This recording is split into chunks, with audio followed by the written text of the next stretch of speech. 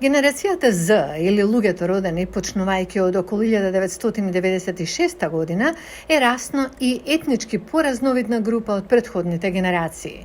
Како млади возрастни луѓе, зумерите, како што се познати, имаат тенденција да се приклонуваат кон либералната политика, но тие не се монолитни. Генерацијата Z има тенденција да ја стави партиската припадност на страна, да се фокусира особено на политичките прашања. Универзитетските студенти кои ќе имаат право да гласаат на председателските избори во 2024 година велат дека внимаваат на тоа како политичарите реагираат на низата конзервативни одлуки на Врховниот суд на САД, вклучително и оние за правата за абортус и приемот на факултет.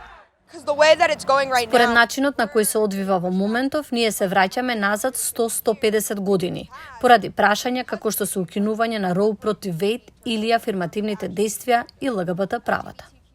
Престон Равен, студент по новинарство во Остин, Тексас, се чувствуваше удобно со неодамнешната одлука на судот да стави крај на приемите во коледжи кои се свесни за раси. Тие треба да ја разгледаат вашата апликација, да ја заснуваат на тоа, а не поради вашата раса.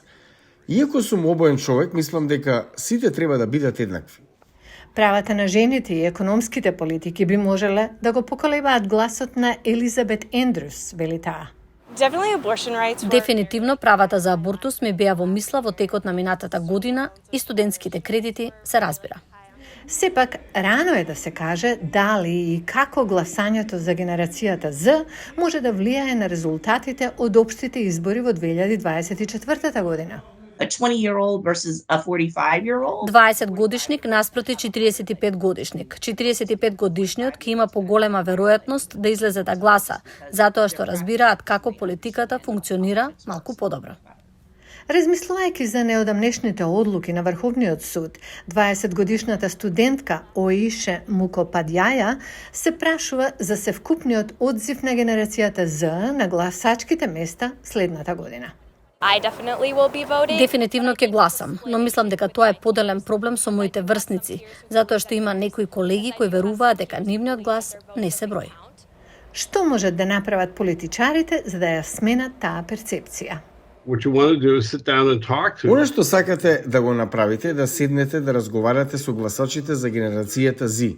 Ако слушаме, ќе ни кажат што ги засега.